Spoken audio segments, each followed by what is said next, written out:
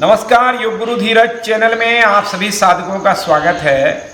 हम अक्सर सोचते हैं कि बुढ़ापा स्किन की झुर्रियाँ या बालों का कलर चेंज होने से ही आ जाता है, लेकिन कायदे से अगर बुढ़ापे के लक्षण हैं वो आपके पैरों में दिखने लगते हैं। यानी बुढ़ापा आपके पैरों से आता है, यानी पैर का मांसपेशियाँ कमज़ोर पड़ जाना, पैर का वास्तविक शेप में नहीं रहना, आपके पैरों की नसों का उभर करके आ जाना, वेरिकोज वेन होना या घुटना लाचार हो जाना, आपका पैर सीधे तरीके से आप चल नहीं पा रहे हैं, पूरे शरीर का भार पैरों पे नहीं आ पा रहा है। ये सब शुरुआती लक्षण है जो अमूमन सभी लोगों को होगा, चाहे उसकी स्किन कितनी भी टाइट हो, लेकिन कुछ लोग फील करते होंगे, ज़्यादातर लोग, कि उनके पैर में कुछ ना कुछ तकलीफ है।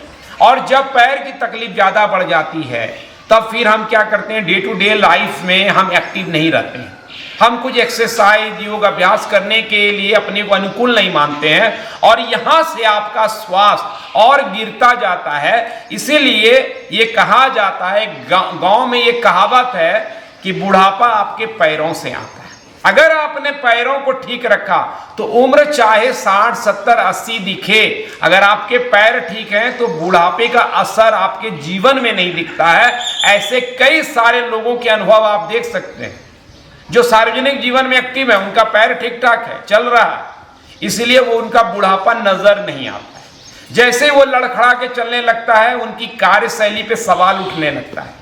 तो इसीलिए आज का वीडियो इसी बात पर है कि हम अपने पैरों को, जिससे हम सारे जीवन की दौड़ भाग में सहायता लेते हैं, सब कुछ हमारा उसी पे निर्भर है, वो बेस है, हमारा आधार है, उसकी इमारत को हम जो इतनी बड़ी संभाले रखने वाला नींव है, उसको कैसे मजबूत रखें, इस वीडियो में इसी आसन पर चर्चा होगी। और ज़्यादा नहीं, कम से कम 6 से 7 आसन नियमित कीजिए, आपको रिजल्ट दिखेगा। तो सबसे पहले हम आसान वाले आसन बताएंगे। अगर किसी का पैर पहले से ही गड़बड़ हो तो इन सब आसनों से उनको लाभ मिलेगा। और जो युवा सोच रहे हैं मैं तो युवा हूं, बुढ़ापे वाली वीडियो पर अभी क्या जाना, अभी से आप सचेत रहें तो आप उसको टाल सकते हैं, क्योंकि prevention is better than cure. तो सबसे पहले आसान वाला प्रोसेस क्या है कि आप अपने बेड पे, मैट पे लेट जाइए, पाँव को फोल्ड करके। ये पहला आसन है। आप घर में योग का बेल्ट हो, चुंदरी हो या हमारी तरह दुपट्टा हो, उसको आप इस तरह से दोनों पांव फोल्ड किए, एक पांव में इस तरह से पंजे में लगाएं और धीरे धीरे इसको आप सीधा करें। आपको फोकस क्या करना है, मेरा पांव सीधा हो। जरूरी नहीं कि 90 डिग्री पे हो सकता है कि थोड़ा नीचे जाकर के ऐसे भी आप रख सकते हैं, लेकिन पांव सीधा हो। कपड़ा इतना बड़ा हो कि आपका हाथ ऐसे हवा में टंगे नहीं, बल्कि आराम से आपका एल्बो फ्लोर पर टिक जाए, ताकि आप देर तक आसन में टिक सकें। अगर संभव हो 90 डिग्री रख सकें तो अच्छा है। एंकल अंदर रखें। अगर पहले शुरुआत में पांव जिनका टाइट है, एकदम से सीधा नहीं हो पाता है, तो भी आप थोड़ा सा टेढ़ा करके भी पांव को रख सकते हैं। कितना देर रहना है, जितना आपकी सहूलियत है, आपको लगे आपका शरीर रख सकता है, नहीं तो कम से कम 1 से 2 मिनट के बीच में आप इस आसन में टिके रहिए। नॉर्मल सांस लेते छोड़ते रहे। ऐसा होने से क्या होने वाला है, आपके पूरे पैर में स्ट्रेच होगा, तो आपके पैरों की दबी नसें खुलेगी, पाँव में टाइटनेस आती है, लगातार दौड़ने भागने चलने फिरने से, रोजमर्रा के काम करने से वो समाप्त होगा। ब्लड सर्कुलेशन का प्रभाव बढ़ेगा तो सूजन वगैरह खत्म होगा। पाँव टेढ़ा हो गया हो, घुटना खराब हो गया हो, उसमें मदद मिलेगी। बहुत सारी बातें हैं और दोनों पाँव में करना है, ऐसा नहीं कि जो खराब है उसी में करें, दोनों को संभालना है तो फिर दूसरे में करेंगे। अब इसको हम ज़्यादा देर तक करके समय बर्बाद नहीं करना चाहेंगे, आप समझ गए होंगे। उसके बाद आपको थोड़ा सा कुछ सेकंड के लिए लेट जाना है, फिर टर्न करके बैठेंगे। एक जो और आसन, इसमें एक दूसरा जो आसन हम बताने जा रहे हैं वो विपरीत करनी जैसा है। तत्काल में हम आपको दिखा रहे हैं, समझ लीजिए ये वॉल है, वॉल के साथ आपको लंबा लगा देना है मैट। और या पलंग पे बैठे हुए हैं तो पलंग पे भी इस तरह का सेटिंग कर सकते हैं कि दीवार और पलंग जहाँ पर हो वहाँ पे जाइए और इस तरह से दीवार के साथ चिपक जाइए और फिर टर्न करके अपने पाँव को थोड़ा ऊपर ले जाएं, सीधा। समझ लीजिए ये दीवार है। अभी मैं ज़्यादा दूर नहीं जाना चाह रहा था तो इसी पे समझा रहा हूँ। दीवार रहे तो थोड़ा सा पाँव को आप थोड़ा गैप में रखिए, जितना हिप का डिस्टेंस है, लेकिन पाँव सीधा रहे। जरूरी नहीं कि आपका हिप एकदम से दीवार से चिपक ही जाए, थोड़ा दूर रख सकते हैं। किसी को कमर की दिक्कत हो तो यहाँ पे थोड़ा सा कुशन या ब्लैंकेट का सपोर्ट दे दे इस तरह से, ताकि कमर पे प्रेशर नहीं आए। उतने ही दूरी पे जाइए जितना आपका कमर पे प्रेशर नहीं हो, सहजता से रहे। यहाँ पर आप शवासन की तरफ पूरे शरीर को सीधा करके रखें। गर्दन में कुछ छोटा सा सपोर्ट चाहिए तो लगा सकते हैं, नहीं तो छोड़ भी सकते हैं।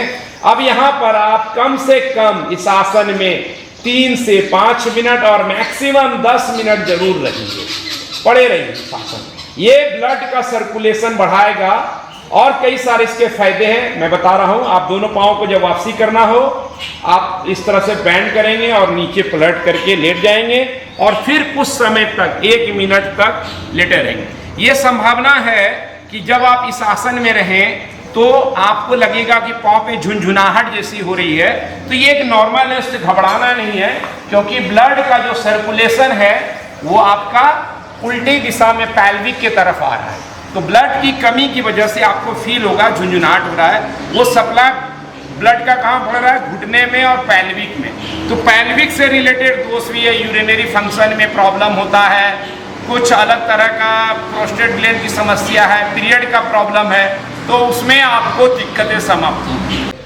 आपको बस ध्यान में रखना है कि अगर किसी माता बहनों को पीरियड है तो उसमें ये आसन नहीं करना है। ये पांव वाला कर सकते हैं, सुप्त पाद अंगुष्ठासन, विपरीत करनी नहीं करना है। विपरीत करने के 13 से ज्यादा बीमारियों में लाभ है, उसका कमेंट या डिस्क्रिप्शन में मैं वीडियो लिंक दे रहा हूं, वो अलग से देखिएगा, उसको बताने लगा तो और समझ आएगा। हम अगला आसन पे जाते हैं और वो आसन को हम खड़े होकर करने चाहेंगे। थोड़ा सा मैं कैमरे को हल्का सा ऊपर उठा सकते हैं। त्रिकोण आसन हम करने जा रहे हैं। त्रिकोण आसन में क्या फायदा है कि आपका पांव जो है ये मजबूती देगा। हम लोग ये जो अभी आसन किए, यानी सुप्त पाद अंगुष्ठासन और विपरीत करनी, ये आपके पांव को स्ट्रेच तो कर रहा है, ब्लड का सर्कुलेशन भी बढ़ा रहा है, बंद नसों को खोल रहा है, लेकिन मजबूती नहीं दे रहा है। मजबूती के लिए है त्रिकोण आसन। क्या करना है? आसान है। मैट के आखिरी में या सामने आप आ सकते हैं। पूरा पैर को पर्याप्त मात्रा में खोलें, राइट वाला पंजा राइट साइड खोलें, अपने पाँव को खोलें, हाथ को खोलें कंधे के लेवल पर, सांस लें और सांस छोड़ते हुए राइट साइड की तरफ झुकें। ध्यान रखें कि कम झुकें लेकिन सही झुकें। सही झुकना क्या है कि हम झुकने के समय देखें कि मेरा कंधा मेरे पाँव के सीध में है क्या नहीं। अगर आप इस तरह से हैं तो ये गलत पोस्चर हो गया, इसका नुकसान। सही करने से लाभ, तो आपका कंधा आपके पैर के सीध में, फिर दाहिने कंधे को बाएं कंधे से मिलाने के लिए हल्का ट्विस्ट करेंगे, हाथ को ऊपर ले जा सकते हैं, दिक्कत हो तो कमर पे भी रख सकते हैं, गर्दन को भी सामने की ओर रखें या दृष्टि को ऊपर ले जा सकते हैं। तो ये क्या होगा, धीरे धीरे हम नीचे जा सकते हैं, लेकिन पहला फोकस यही है कि हम अपना भार ज्यादा से ज्यादा पाँव में दें। इससे इसी तरह दूसरे साइड भी करेंगे। यहाँ समय की कमी है इसीलिए आपको जस्ट इशारा समझा दिया, आप दोनों साइड करेंगे। आप भार देंगे तो धीरे धीरे आपका व्यान वायु, जो प्राण है हमारा, एक जो मांसपेशियों को, हड्डियों को मजबूत देता है, उसमें एक बेहतर क्वालिटी डेवलप होगी और धीरे धीरे आप पाएंगे कि पहले दिन जो दिक्कत हो रही थी त्रिकोण में वो नहीं होगा। और तीसरे के बाद चौथा आसन में आते हैं प्रसारित। इसमें भी पाँव को त्रिकोण से थोड़ा ज्यादा खोलना है, कमर पे हाथ रखना है, सांस लेंगे और सांस छोड़ते हुए आगे की ओर जाएंगे, गर्दन को नीचे छोड़ देंगे। यह आसन आपके पूरे पैर में स्ट्रेच करेगा और स्टिफनेस ले जाएगा। कमर में जिनको दर्द है वो थोड़ा सा देखिए नी को बेंड करके गर्दन को ढीला छोड़ दे इस तरह से। यह आसन सिर्फ पैर को ही नहीं, हिप को भी ओपनिंग देगा और आपके मस्तिष्क में, चेहरे में, आंखों में भी आपको ब्लड का फ्लो बढ़ा करके बेहतरी देगा। आप बने रहे इस आसन में। थोड़ा ज्यादा दिक्कत होता है तो कभी कभी नी बेंड कर लो, जितना देर रह सकते हैं। ख्याल रहे चिकित्सा के लिए, यानी हम ये काम क्यों कर रहे हैं, शरीर को चिकित्सा देने के लिए। चिकित्सा किसी भी आसन में तब सुनिश्चित होता है जब आप आसन में देर तक ठहरते हैं। लेकिन आपको आजकल के मठाधीश क्या सिखा रहे हैं, आसन में उछलना, ठहरना नहीं, इसीलिए चिकित्सा नहीं हो पाता। वो सिर्फ आपका पसीना निकाल देता है, आपकी ऊर्जा का पलीता बना के उड़ा देता है, लेकिन क्या होता है, चिकित्सा नहीं होता। इनका मकसद भी नहीं कि आपको चिकित्सा मिले, इनका मकसद तो बस ये है कि चिकित्सा हो जाएगा तो उनका जो इतने सारे प्रोडक्ट की मार्केटिंग जो उन्होंने इतना सारा समय लगा करके किया है, योग भी इसलिए बताया था कि योग झुंझुना है, प्रोडक्ट बेचना है, वो सब कैसे चलेगा, इसलिए चिकित्सा वो आपको कभी नहीं दे पाएंगे। अगर आप भूल में हैं, मुगालते में हैं, तो मुगालता आप पाल सकते हैं। असल चीज यहां मिलने वाला है प्राचीन योग, क्योंकि हमारा मकसद ही है कि सही तरीके का प्राचीन योग जो विरासत के रूप में मिला है, वशिष्ठ योग, वो आप तक पहुंचाए। हमारे संस्था का मिशन यही है, हमारा कार्य ये प्रोडक्ट बेचना नहीं, तो इसलिए ये आसन इंपॉर्टेंट है। एक और आसन जो हम शामिल करेंगे अब बैठ करके, तो हमने 2 आसन लेट के किया, 2 आसन खड़े होके किया, और एक आसन जो है जानु शीर्षासन, ये बहुत इफेक्टिव है। इस तरह से 90 डिग्री का शेप बनाना है और पांव को एक बैंड कर देना है, हाथ ऊपर करेंगे, सांस लेकर स्पाइन को लंबा करने के लिए हम हाथ ऊपर करते हैं।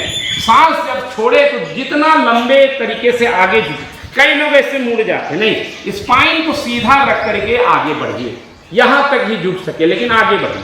फोकस नीचे जाने पे नहीं हो, फोकस आगे बढ़ने पे हो। स्ट्रेचिंग आपकी बढ़ती जाएगी, गर्दन को भी लूज करें, सांसों को रिलैक्स करें।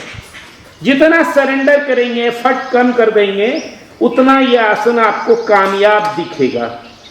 बने रहिए, हाथ को जोड़ना है, ये नहीं करना है, इतना कुछ भी प्रयास मत कीजिए, एफर्टलेस रह करके टिके रहिए।